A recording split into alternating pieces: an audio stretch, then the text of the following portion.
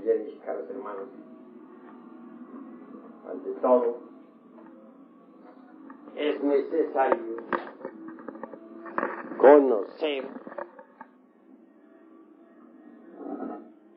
las leyes del trabajo esotérico gnóstico, si es que en realidad de verdad queremos un cambio radical y definitivo. En nombre de la verdad diremos que si por alguna parte hemos de empezar a trabajar sobre sí mismos, tiene que ser en relación con la mente y con el sentimiento. Sería absurdo empezar a trabajar con el centro motor, por ejemplo, que como ustedes ya saben, se relaciona con los hábitos, costumbres y acciones de tal órgano, de tal centro. Obviamente, esto sería como empezar con un faquirismo absurdo. Y a propósito de faquires, en la India hay faquires que, por ejemplo, levantan un brazo en alto y lo sostienen por tiempo indefinido hasta que llega a quedar rígido. Hay otros que permanecen firmes en un solo lugar durante 20 y 30 años, hasta convertirse en verdaderas estatuas. Mas, después de todo, ¿qué es lo que ganan esos faquires? Desarrollar un poco la fuerza de la voluntad, y eso es todo. No podemos pensar que ellos vayan a crear el cuerpo de la voluntad consciente. Es claro que no se puede recrear ningún cuerpo fuera de la novena esfera. Si fuera posible crear algún cuerpo en ausencia de la novena esfera, nosotros hubiéramos nacido pues del aire o de las aguas de algún lago o entre una roca. No seríamos hijos de un hombre y de una mujer, pero somos hijos en verdad de un hombre y de una mujer. Entonces la creación siempre se realiza en la novena esfera. Eso es obvio. Así pues, ningún fakir podría crear el cuerpo de la voluntad consciente lejos de la novena esfera.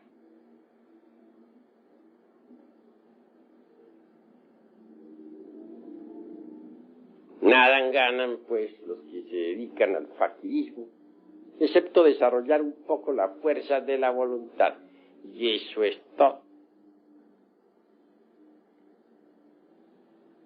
Empezar, pues, con el centro motor sería absurdo. Aún más, empezar a trabajar con el centro sexual sin tener una información correcta del cuerpo de doctrina gnóstica. Pues es absurdo, porque el que empiece en esas condiciones no sabe lo que está haciendo. Tiene conciencia clara del trabajo en la forja de los cíclopes. Puede caer, es obvio, en gravísimos errores. Recordemos que el primer centro, el intelectual, segundo, el emocional, el tercero, el motor, cuarto, el instintivo, quinto, el sexual. Existe también el sexto, que es la emoción superior, y el séptimo, el mental superior.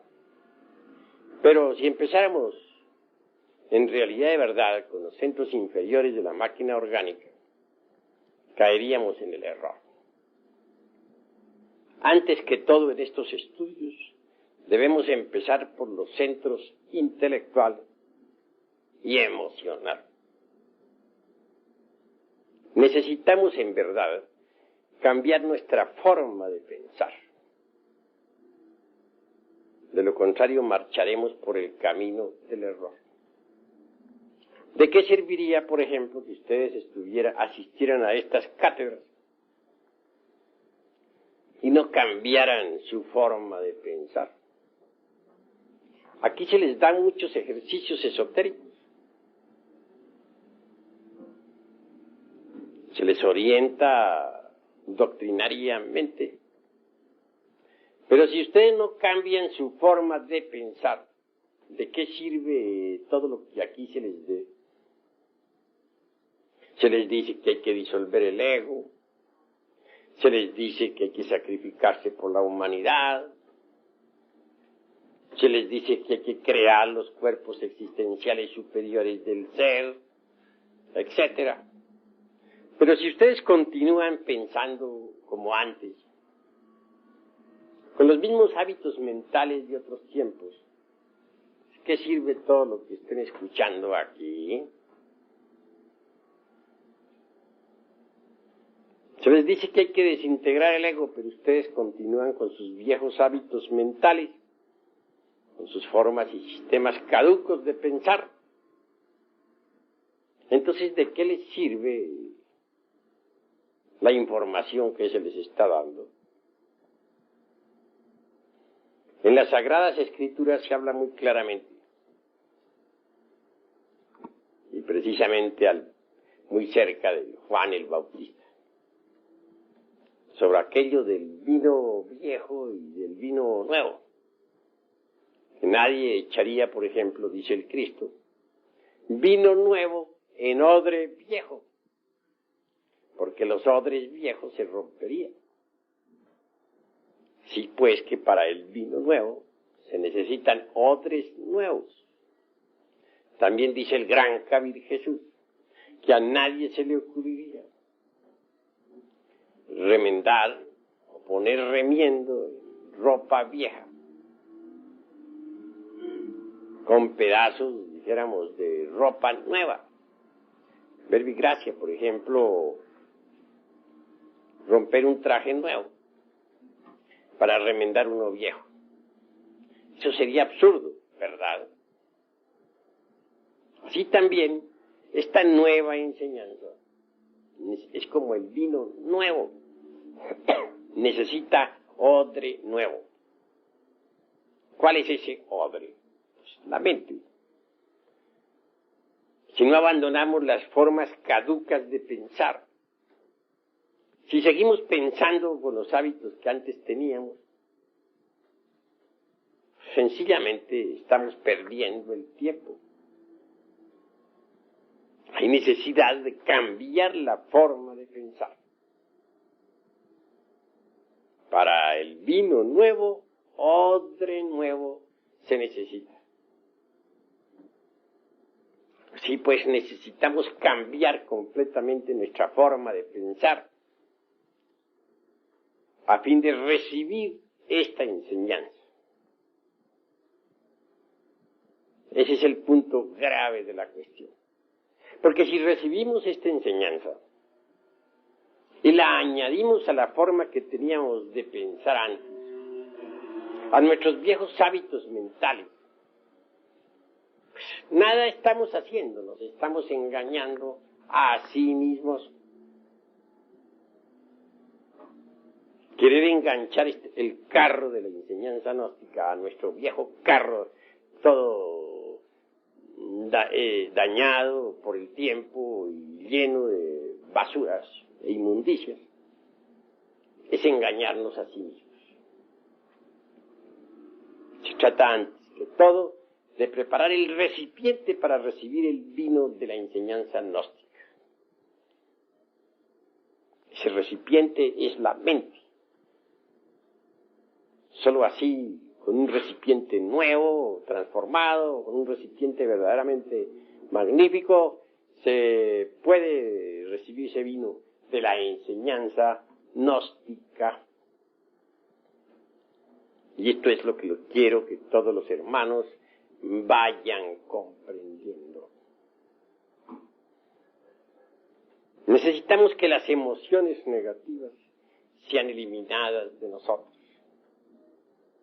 Porque esas emociones negativas, pues, no permiten un cambio de fondo. Es imposible transformarnos si aún poseemos dentro de nosotros emociones negativas. Nosotros tenemos que erradicar de nuestro corazón las emociones de tipo negativo, que son verdaderamente perjudiciales en todo sentido. Una persona que se deja llevar por emociones negativas se vuelve mentirosa en un 100%. Ya les había a ustedes contado en mi pasada cátedra el caso de un señor XX que actualmente se encuentra, podríamos decir, al borde de la muerte. Este buen hombre vino a tener pues una embolia cerebral. Motivo muy claro, lo repito, que alguien le malinformó que su hermana había sido víctima de un fraude. Tal informe fue después examinado y resultó falso. Mas este, que ama a su hermana, creyó pues en esa infundia difamante y la tomó tan en pecho que le dio una embolia cerebral. En estos momentos se encuentra al borde de la muerte. Vean ustedes ese caso. De manera que entonces las emociones negativas vienen a llevarnos al fracaso. Su hermana aún sigue convencida de que fue víctima del fraude. Y es obvio que calumnia a un inocente, pero ella está segura de que fue víctima. Personalmente examiné el caso y me di cuenta que ella misma se estaba autoengañando. Estaba mintiendo a sí misma, víctima de las emociones negativas, y a su vez calumniando a otro en forma inconsciente. De manera que les dije a ustedes, y repito, que las emociones negativas lo tornan a uno mentiroso. Observen ustedes las gentes cómo mienten, llevadas por las emociones negativas. Lanzan juicios falsos y luego se arrepienten, pero es tarde, ya los lanzaron entre tanto. Así pues, debemos eliminar de nuestra naturaleza las emociones negativas. La mentira, ciertamente, es una conexión falsa. Lo normal es que la energía del Padre, la vida del anciano de los días, es decir, de nuestro ser interior profundo, fluya a través de la organización cósmica interior hasta llegar a la mente. Pero si nosotros hacemos una conexión falsa, es como ya no puede fluir esa energía, es como si se cortara el alambre eléctrico. La energía eléctrica entonces no llegaría al foco, o a los focos que nos iluminan. Así pues, la mentira es, ya les dije y repito, es una conexión falsa. Por lo común, cuando uno se llena de emociones negativas, se torna mentiroso. Es la realidad de los hechos. Si nosotros verdaderamente comprendemos todo esto, y empezamos por cambiar en nuestra forma de pensar y de sentir, bien pronto esto se reflejará en nuestras acciones. Una vez que uno ha cambiado su forma de pensar y sentir y actuar, entonces está perfectamente listo para empezar a trabajar con los misterios del sexo. Pero si queremos y ese es el error de algunos misioneros, que las gentes comiencen de una vez a trabajar con el Maituna en la novena esfera, sin conocer siquiera el cuerpo de doctrina, pues esto es absurdo. Que las gentes que no han cambiado su forma de pensar, que continúan con sus mismos hábitos, las gentes que tienen su misma forma de sentir, que son víctimas de las emociones negativas, pues no comprenden estos misterios del sexo y los profanan. Por eso es que Paracelso insiste en que primero que todo hay que conocer la ciencia, para luego entrar a trabajar en la novena esfera. Y tiene razón en esto Felipe Teofrastro Bombastro de Ongenay Aureola Paracelso. Empecemos pues por cambiar nuestra forma de pensar y de sentir. Muchos reciben aquí enseñanzas esotéricas, se les da, pero continúan pensando como antes, como pensaban hace 20 años. ¿Qué sucede entonces? Estamos perdiendo el tiempo. Si se le da a la gente las enseñanzas para que se autorrealicen, para que cambien, y continúan pensando como antes, obviamente, gracias, obviamente pues se marcha muy mal. Yo conozco hermanitos gnósticos que tienen 20 y 30 años de estar en las enseñanzas gnósticas y todavía piensan como pensaban cuando tenían 20 o 30 años de edad. Muy ilustrados, sí, manejan muy bien las ideas, pero si uno les examina detenidamente en su vida, sus costumbres, verá que son las mismas que tenían antes. Conozco hermanos hasta muy juiciosos, misioneros y todo, que platican muy bien sobre la gnosis, que manejan el cuerpo de doctrina en forma extraordinaria, pero los he estado observando y resulta que actúan como cuando no eran gnósticos. Actúan como actuaban hace 30 años atrás. Tienen las costumbres viejas que tenían cuando nada sabían de estos estudios. Continúan con esas mismas viejas costumbres. ¿Qué están haciendo esos hermanos entonces? Obviamente se están autoengañando miserablemente. Eso es obvio. Así pues, hemos de empezar por cambiar la forma de pensar y después la forma de sentir. Poner el vino nuevo, el vino gnóstico, en odres nuevos y no en odres viejos. Una mente decrépita, llena de hábitos viejos, de hábitos de hace 20 y 30 años atrás, no está preparada para recibir el vino de la gnosis. Una mente así necesita forzosamente pasar por un cambio total. De lo contrario, pues se está perdiendo el tiempo miserablemente.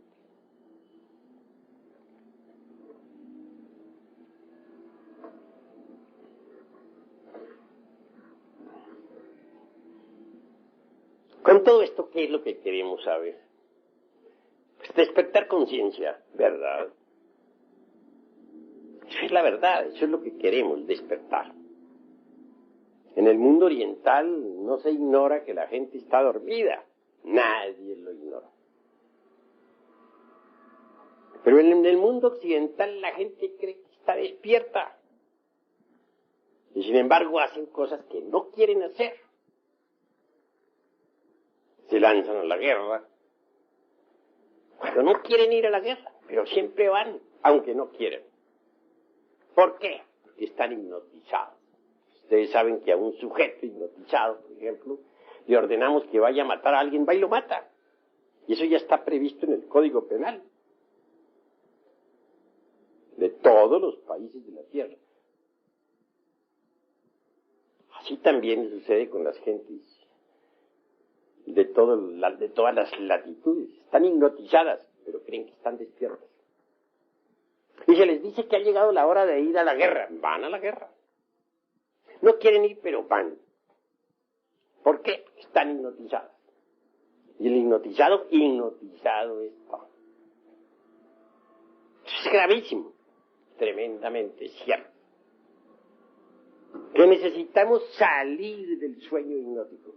Eso es verdad, pero bueno, vamos a ver cómo salimos del sueño hipnótico. Si estamos contentos con nuestros hábitos mentales, nuestros sistemas de razonar, con nuestros hábitos sentimentales, con nuestros distintos hábitos o costumbres adquiridas por la herencia y por la familia. Entonces, aunque estemos escuchando aquí en esta sala las enseñanzas, sencillamente estamos perdiendo el tiempo. Pregúntense ustedes a sí mismos, ¿para qué han venido? ¿Con qué objeto están ustedes reunidos en esta sala? Si están aquí reunidos por mera curiosidad, vale más que no hubieran venido. Si de verdad los anima el anhelo de cambiar, pero continúan muy contentos con sus viejas normas de pensar, sencillamente se están autoengañando. Si es que ustedes quieren enganchar el carro de la gnosis a su viejo tren carcomido por el tiempo y podrido hasta el tuétano de los huesos, pues están haciendo un juego muy tonto que a nada les conduce. Sí, pues, no nos engañemos así mismos. Si ustedes quieren cambiar, seamos serios. Y empecemos por cambiar nuestra forma de pensar. Cada cual tiene una forma de pensar. Y cada cual cree que su forma de pensar es la más correcta. Pero en realidad, de verdad, las diversas formas de pensar de cada cual, o de todos en conjunto, de correctos no tienen nada, puesto que están hipnotizados. ¿Cómo puede pensar correcto una persona que está hipnotizada? Pero ustedes creen que están pensando correctamente. He ahí su error. Hábitos mentales no sirven. Si es que quieren cambiar, bueno, aquí tienen la enseñanza nueva. Aquí tienen el vino de la gnosis. Pero, por favor, traigan odres nuevos para ese vino. No odres viejos. Porque el vino nuevo rompe los odres viejos.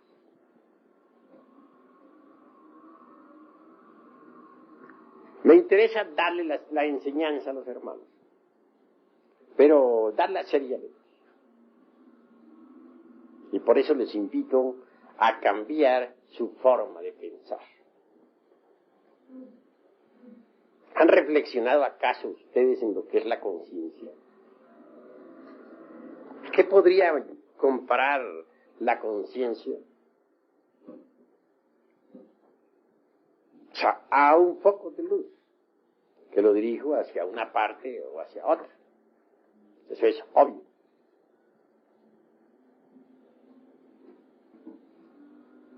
La conciencia debemos aprender a colocarla donde debe ser colocada. Donde esté nuestra conciencia, allí estaremos nosotros. Ustedes que me escuchan en estos momentos, ¿están seguros de que la conciencia de cada uno está aquí? Si está aquí, me place. Pero estamos seguros de que está aquí. Puede ser que esté en este momento en la casa. Puede ser que esté en la cantina. Puede ser que esté en el supermercado. Y que tan solo aquí estemos viendo la personalidad de fachada de tal o cual hermano. Así pues, donde está la conciencia, ahí estamos nosotros. La conciencia es algo que hay que aprender a colocar inteligentemente donde debe ser colocada. Si colocamos nuestra conciencia en una cantina, se procesará en virtud de la cantina.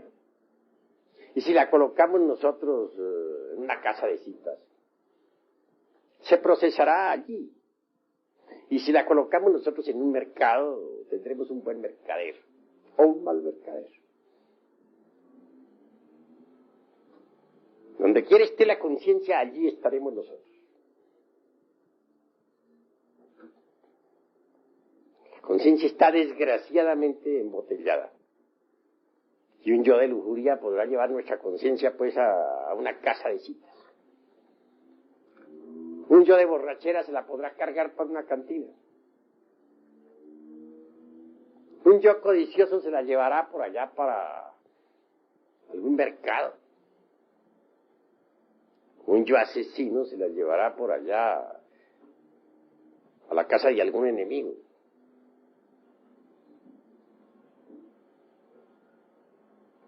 Etcétera.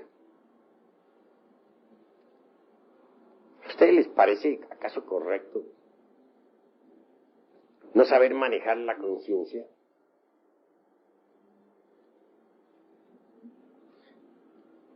Tengo entendido que es absurdo llevarla a lugares donde no debe estar. Eso es obvio. Desgraciadamente, repito, nuestra conciencia actualmente está enfrascada. Sí, embotellada entre distintos elementos inhumanos que en nuestro interior cargamos.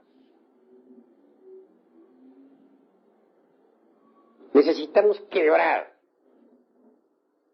todos esos elementos dentro de los cuales se halla embotellada la conciencia. Pero digo, haríamos eso si no cambiáramos nuestra forma de pensar. Si estamos contentísimos con nuestros viejos hábitos caducos y extemporáneos que tenemos en la mente, ¿nos preocuparíamos acaso por despertar la conciencia? Claro que no. Si se quiere cambiar, vamos a cambiar desde ahora mismo, a cambiar nuestros hábitos mentales, nuestra forma de pensar. Cuando uno cambia de verdad, origina cambios interiores. Cuando uno cambia su forma de pensar, puede entonces pensar en cambiar totalmente en su interior. Pero si no cambian su forma de pensar, si aquí en esta mente siguen existiendo los viejos hábitos extemporáneos, ¿cómo puede uno decir que va a provocar un cambio en su conciencia interior? Pues eso no es posible. Sería contradictorio que pensáramos una cosa e hiciéramos otra. Realmente que no es posible.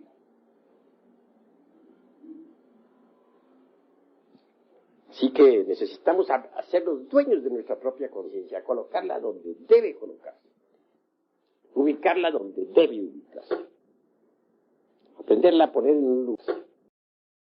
Los diversos agregados psíquicos que nosotros tenemos, en modo alguno son dignos. Lo único digno, lo único real, lo único que vale la pena en nosotros es la conciencia. Pero está dormida. No la sabemos manejar. Los agregados psíquicos se las llevan para donde ellos quieren. Nosotros realmente no sabemos usarla. Y eso es verdaderamente lamentable. Si queremos un cambio, pero un cambio de fondo, debemos también ir aprendiendo a saber qué cosa es eso que se llama conciencia. En el mundo oriental se nos ha dicho que antes de que nazca en nosotros el bodhisattva, debe surgir en nosotros el bodhicitta. Pero bueno, ante todo, ¿qué cosa es eso que se llama bodhisattva? Algunos de ustedes sabrán y otros no sabrán. La Blavatsky dice que un maestro que posea los cuerpos causal, mental, astral y físico es un bodhisattva. Que el alma humana o alma causal vestida con tales cuerpos es un bodhisattva.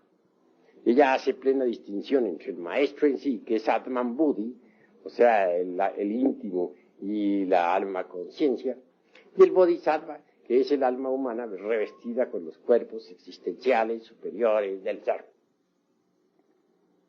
Pero el budismo del Mahayana, o Mahayánico, es más exigente. No reconoce como bodhisattva sino a aquellos que se han sacrificado por la humanidad a través de sucesivos Mahamvantas.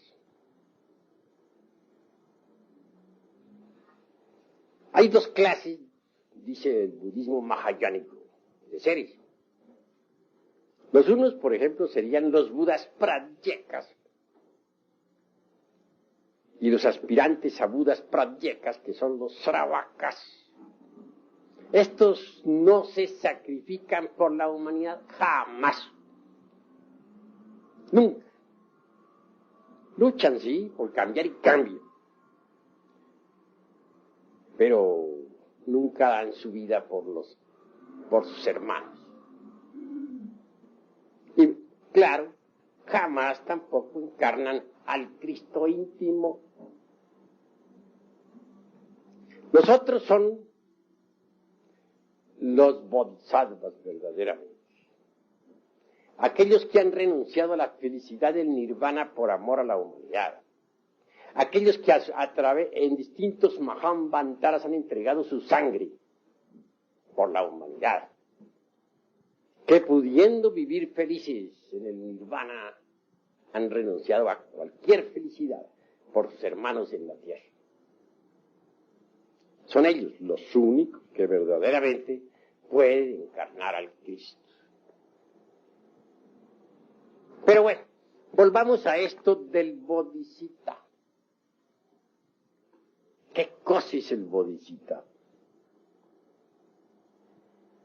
Es la conciencia ya despierta, desarrollada, convertida en el embrión áureo. Es la verdadera armadura argentada que nos puede proteger de las potencias de las tinieblas, que nos da la sapiencia, la experiencia. Antes de que surja un bodhisattva dentro del interior de alguien, surge el bodhicitta, es decir, la conciencia despierta y desarrollada. Vean ustedes cuánto vale, pues, ese don que se llama conciencia. Es lástima que la humanidad tuviera la conciencia enfrascada entre el ego. Y es claro que mientras las gentes continúen pensando como piensan, sintiendo como sienten, y con sus mismas viejas costumbres rancias, no podrán despertar la conciencia. Continuará esta hipnotizada. Y en secuencia o como corolario diremos que nunca surgirá en gente así el bodhicitta. Cuando el bodhicitta, que es la conciencia desarrollada y despierta, surge en uno, en el aspirante, entonces pronto aparece el bodhisattva. Obviamente el bodhisattva se va formando dentro del clima psicológico del bodhisattva. Es grandioso el bodhisattva.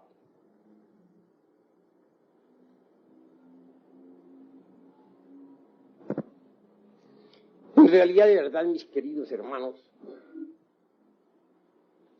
es grande cuando uno verdaderamente cambia su forma de pensar. Porque entonces, y solo entonces, trabajará para despertar la conciencia. Entonces, y solo entonces, hará un trabajo serio que lo conduzca al nacimiento del bodhisattva. Antes no es posible. Vivimos en un mundo desgraciadamente doloroso. Todos ustedes están llenos de dolor, de sufrimiento. Felicidad no existe en este mundo. No es posible. Mientras haya ego, tiene que haber dolor. Mientras continuemos con nuestra forma rancia de pensar, no podremos ser dichosos. Mientras seamos víctimas de las emociones negativas, cualquier género de felicidad se hace imposible. Nosotros necesitamos en verdad llegar a la felicidad. No podríamos nosotros conseguir tal logro si no despertáramos la conciencia. Y nunca despertaríamos la conciencia si continuáramos con la forma que tenemos actualmente de pensar.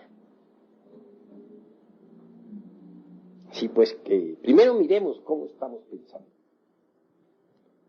Cambiemos esa forma anticuada del pensamiento. Preparemos nosotros odres nuevos para el vino nuevo, que es la gnosis. Y así trabajaremos de verdad, pero seriamente.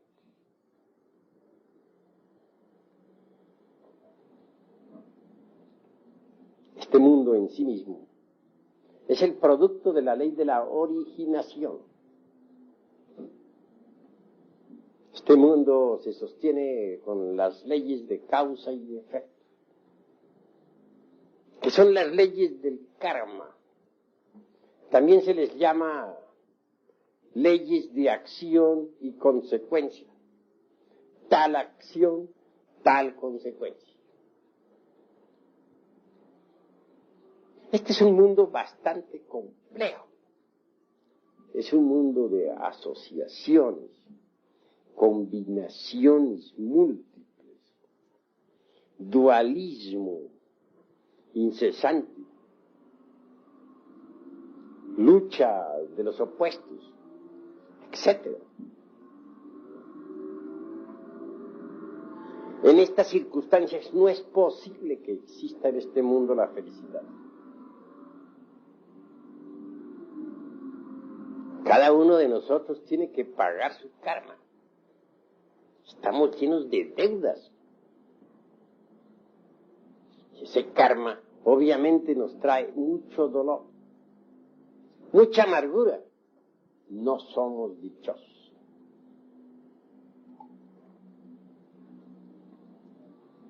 Muchos piensan que podríamos llegar a la felicidad a través de la mecánica de la evolución. Es un concepto falso, porque la mecánica es mecánica. La ley de la evolución y también la de la involución constituyen el eje mecánico de esta maquinaria que se llama naturaleza. Hay evolución en el grano que germina, en la planta que se desarrolla y al fin da fruto. Hay involución en la planta que ya entra en decrepitud y por último se convierte en un montón de leños. Hay evolución en el niño que se forma en el claustro materno, en la criatura que nace, que crece, que se desarrolla y vive a la luz del sol.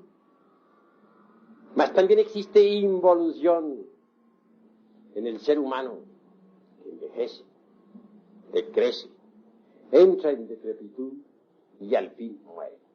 Eso es completamente mecánico.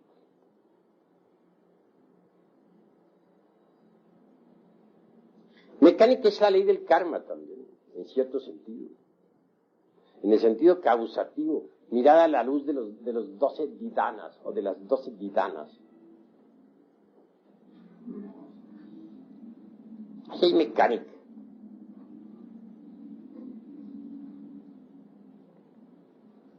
Nosotros necesitamos libertarnos precisamente de la ley del karma. Necesitamos libertarnos de ese movimiento mecánico de la naturaleza. Necesitamos hacernos libres, y esto no será mediante la evolución mecánica. Cualquier evolución mecánica se procesa de acuerdo con las leyes de causa y efecto, con las leyes de las asociaciones, de las combinaciones mutuas, etc. Lo que es mecánico es mecánico. Nosotros necesitamos libertarnos de la ley de la evolución y también de la ley de la involución. Necesitamos dar el gran salto para caer en el vacío iluminador.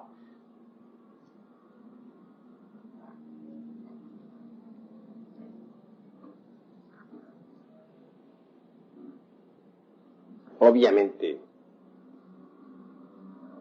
existe pues una antítesis entre la teoría de la relatividad que predicara un Einstein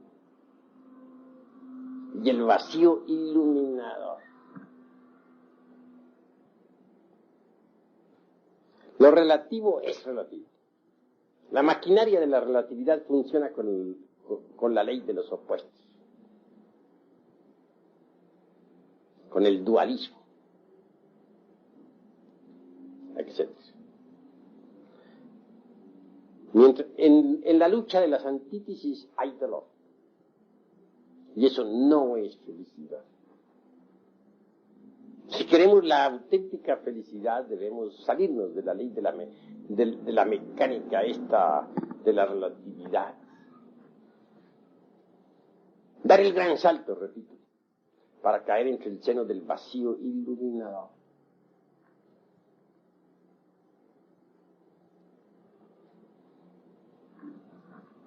Yo experimenté el vacío iluminador en mi mocedad. Apenas sí tendría algunos 18 años de edad, cuando pude dar el gran salto, pasar más allá del tiempo y vivenciar eso que no es del tiempo.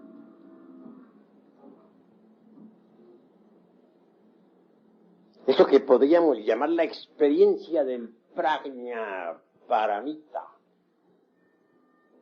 en su más crudo realismo.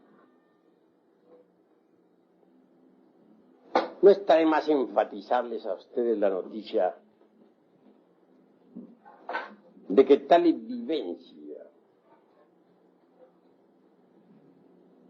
pudo ser repetida 3 veces.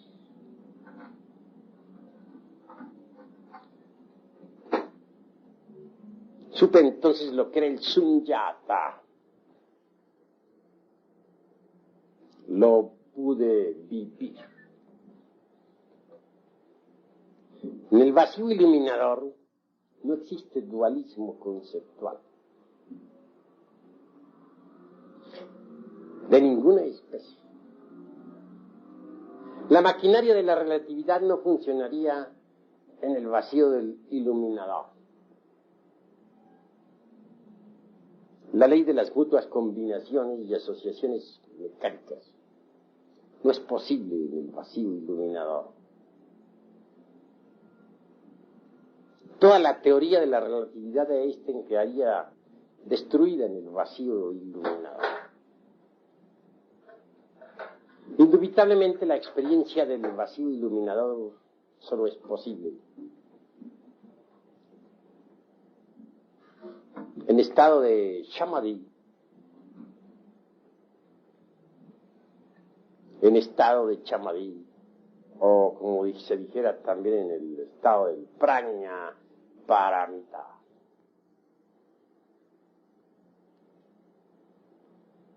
En el vacío iluminador no existen formas de ninguna especie. Podría decirse que allí pasa uno más allá del universo y de los dioses. En el vacío iluminador puede darse una respuesta correcta a aquello de que si todo el universo se reduce a la unidad, ¿a qué se reduciría la unidad? Tal respuesta no es posible para la mente lógica, o por lo menos para la mente que funciona de acuerdo con la lógica formal. Pero en el vacío iluminador no es necesaria tal respuesta. Tal respuesta allí es una realidad patente, definida. Si todas las cosas se reducen a la unidad también se reduce a todas las cosas. Y entonces quien entra en ese estado de Mahasamadhi, dijéramos, vive todas las cosas, desprovisto de forma. Y esto de por sí ya es grandioso, sublime e inefable. Sumergirse definitivamente en Sunyata, es decir, el vacío iluminador definitivo, solo es posible mediante el gran salto y la condición definitiva de haber pasado por la aniquilación budista total. De lo contrario no sería posible. En aquella época aún no había pasado yo por la aniquilación budista. Y obviamente, a medida que me acercaba a la gran realidad, la conciencia se expandía en forma desmesurada.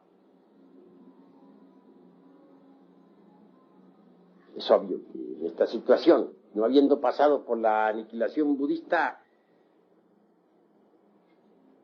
sentí indecible terror, motivo por el cual regresé al universo de la relatividad de Einstein. Repito, 3 veces experimenté con el vacío iluminador. Y supe en el Sunyata, experiencia trascendental vivida, que hay más allá del vacío algo. ¿Qué? Eso que se llama talidad. La gran realidad.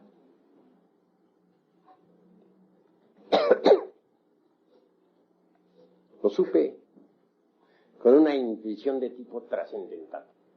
Porque en el terreno de la intuición, o dentro del mundo de la intuicionalidad, hay distintos grados de intuición. Incuestionablemente, la más elevada o el más elevado grado intuicional es el de las mentes filosófico-religiosas o filosófico-místicas.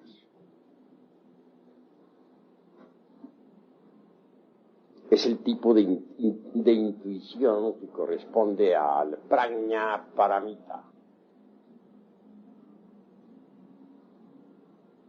Tal facultad, pues, me permitió saber que más allá del mundo del vacío iluminador está la gran realidad.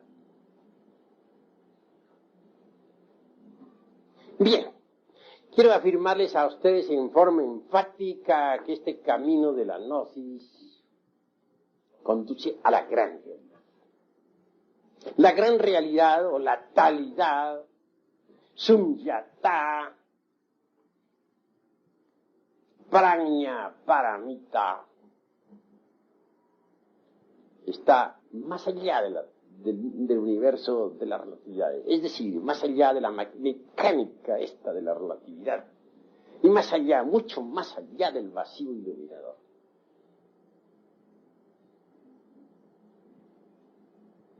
Es decir, la talidad trasciende a estos dos opuestos que yo llamaría mecánica de la relatividad y vacío iluminador.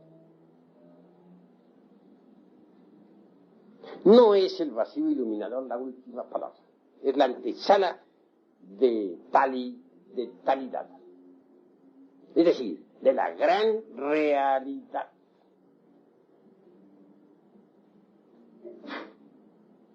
Estoy hablándoles a ustedes no en forma meramente teórica. En pasados Mahambaltaras experimenté la talidad. Y como quiera que la conozca, tengo que dar de ello vivo testimonio. Lo importante para nosotros es pasar por una suprema aniquilación, a fin de que la conciencia convertida en bodhisattva y totalmente despierta pueda dar el gran salto para caer entre el vacío iluminador. Un paso más y llegaremos a la talidad.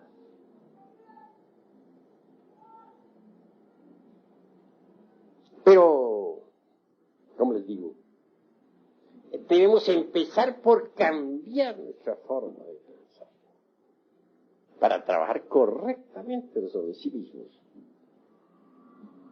desintegrando realmente los elementos psíquicos indeseables que llevamos dentro. Podríamos conseguir nosotros el despertar de la conciencia, el desarrollo del bodhisattva, si antes no cambiáramos nuestra forma de pensar.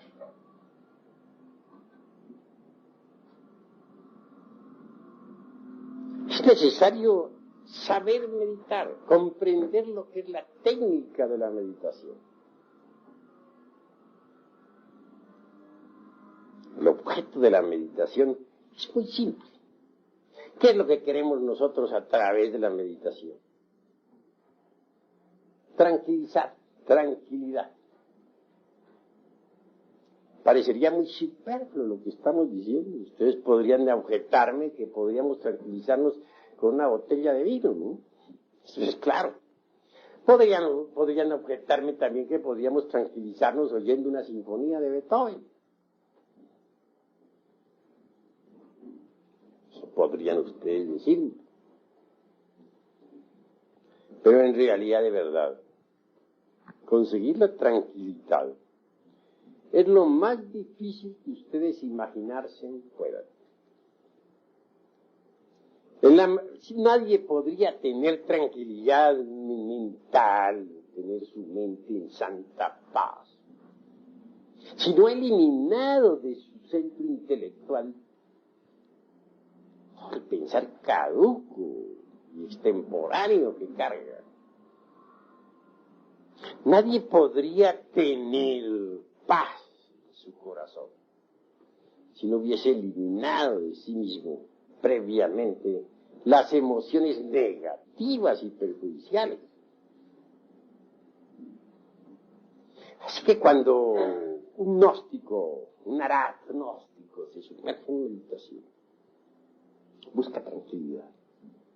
En esos instantes se propone trabajar sobre algún elemento inhumano que haya descubierto en sí mismo mediante la autoobservación. Posiblemente descubrió la ira. Bueno, se dedicará entonces a comprender el agregado psíquico de la ira, hasta volverlo polvo, con ayuda de su divina madre Kundalini, que deberá invocar para que le auxilie. O tal vez descubrió que tiene el agregado psíquico del odio, entonces se propondrá desintegrar tal agregado para que surja en su reemplazo el amor. A medida que uno vaya desintegrando todos esos agregados psíquicos inhumanos que cargamos en nuestro interior, la conciencia irá despertando.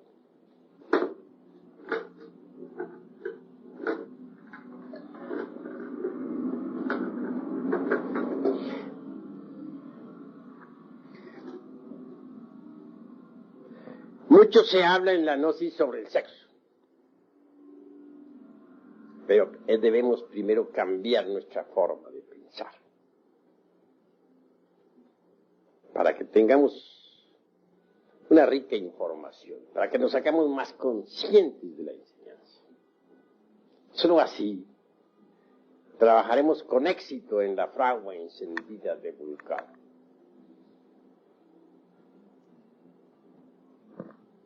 No queremos en modo alguno esta noche eludir los misterios sexuales. Es bueno que ustedes entiendan que el camino que conduce a la talidad es, y subrayo esto completamente, absolutamente sexual.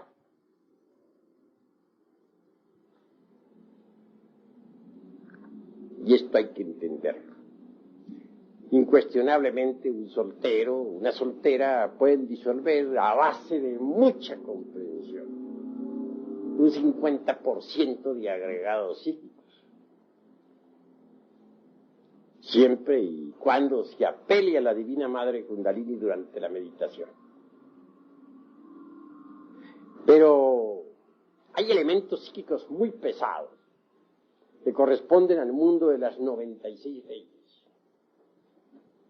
Estos no se desintegran sino exclusivamente con el molinillo eléctrico de los físicos, con la suástica en movimiento, que genera determinado tipo de electricidad sexual trascendente. Obviamente, pues, la mujer serpiente,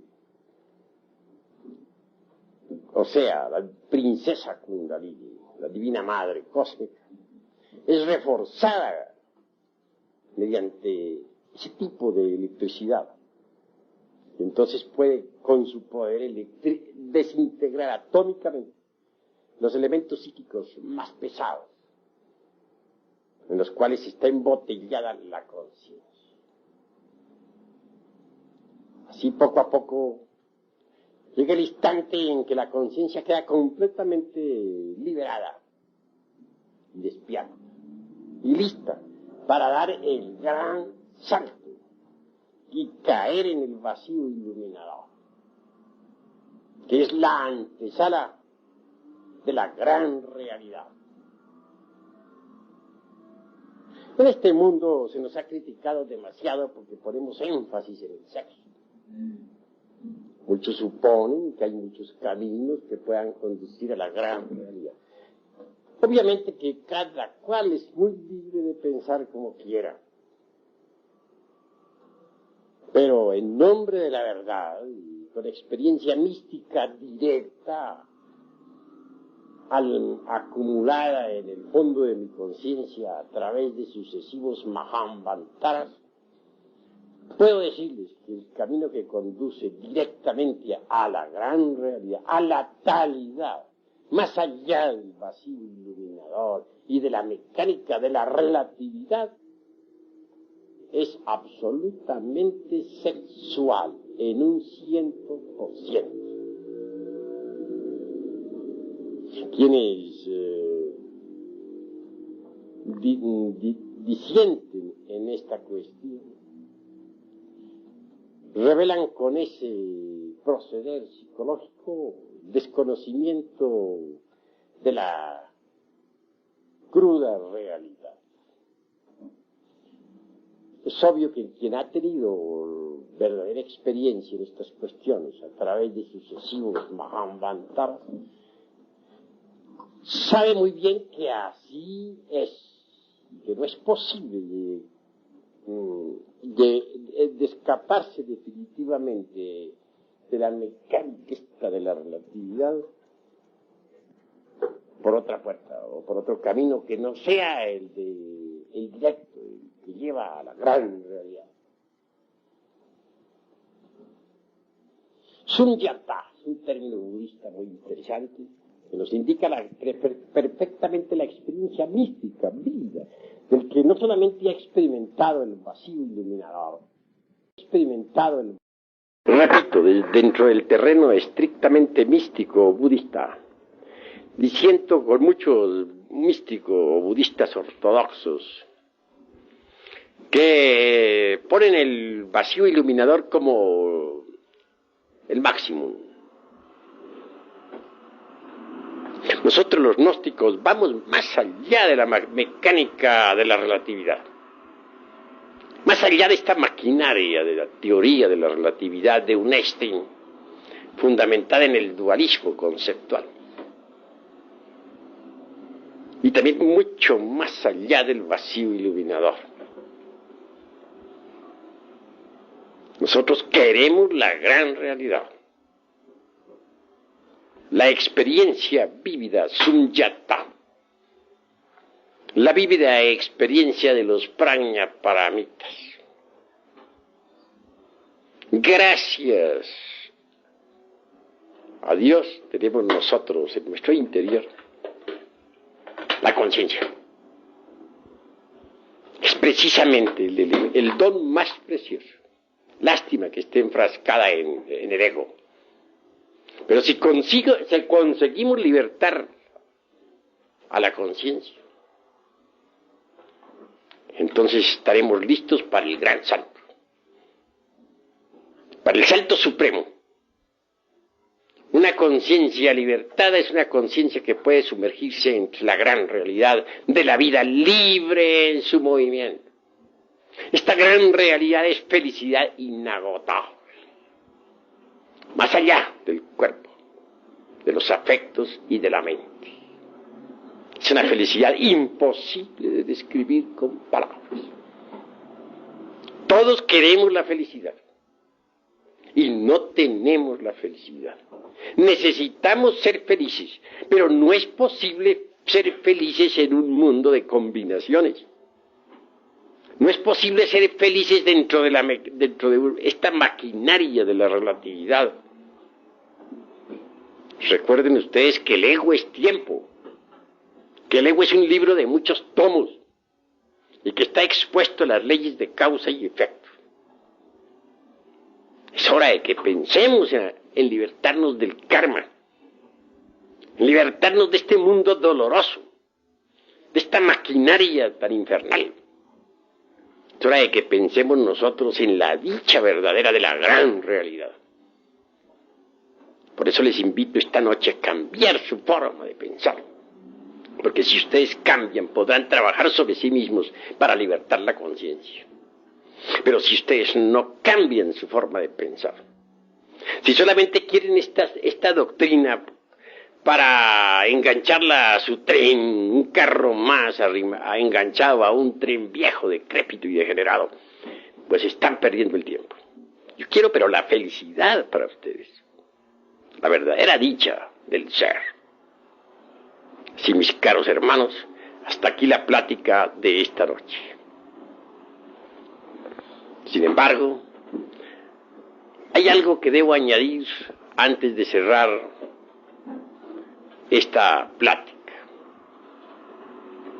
Necesitamos que ustedes aprendan a meditar profundamente, que sepan meditar. Cuando uno ha conseguido, pues, una verdadera concentración, llega a una verdadera dicha. Vean ustedes, si yo no hubiera tenido en vida la experiencia del vacío iluminador, allá en mi mocedad, no estaría hablándoles ahora en la forma que les estoy hablando. Esa experiencia vívida jamás se borró de mi conciencia, ni de mi mente, ni de mi corazón. Es posible que en un samadhi de estos, es decir, en una práctica de meditación profunda, pueda la conciencia de un ser humano escaparse de entre el ego para experimentar la dicha del vacío iluminador. Es obvio que si lo consigue,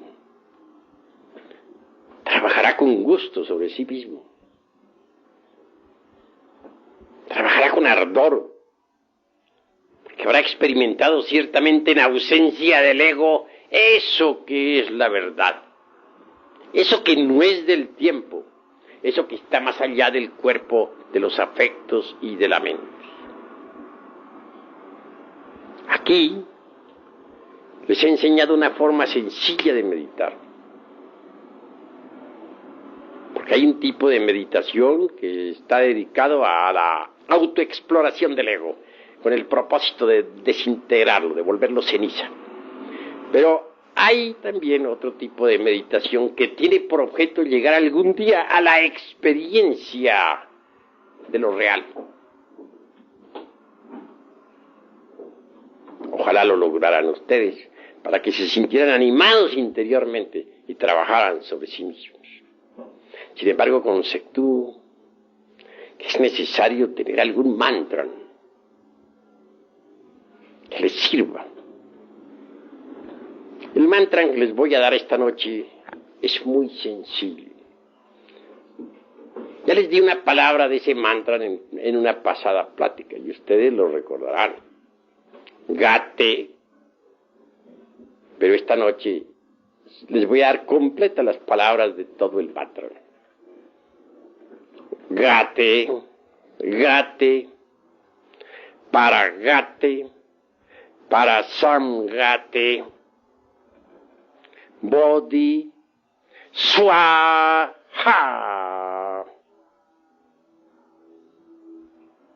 En las grabadoras tiene que haber quedado grabado y también en los corazones. Repito, gate, gate, paragate, parasamgate, bodhi, swaha. Ese mantra se pronuncia suavemente, o con la mente y el corazón. Puede también usarse es decir, como verbo silenciado. Porque hay dos tipos de verbo articulado y verbo silenciado. El verbo silenciado es poderoso. Se relaja el cuerpo totalmente. Y después de relajado, se entrega totalmente a su Dios interior profundo, sin pensar en nada, únicamente recitando con la mente y el corazón el mantra completo. Gate, gate, parasamgate, bodhi, swaha.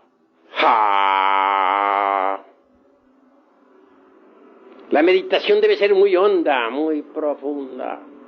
Los ojos cerrados, el cuerpo relajado, entregados completamente a su Dios interior.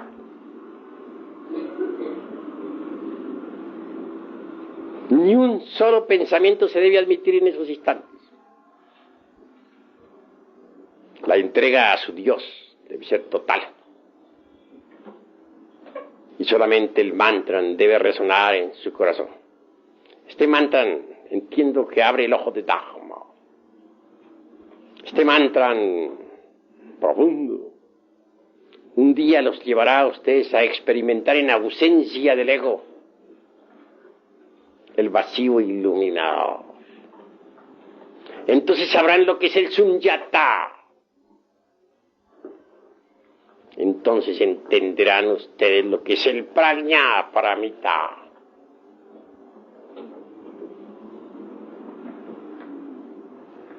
Perseverancia es lo que se necesita. Con este mantra podrán ustedes llegar muy lejos. Conviene experimentar la gran realidad alguna vez en la vida, porque así se llena uno de ánimo para la lucha contra sí mismo.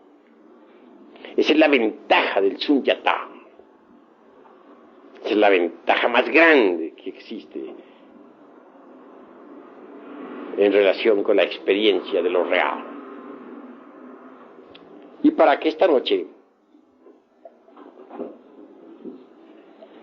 si aproveche la meditación y el mantra como es debido. Vamos a entrar un rato en meditación con el mantra.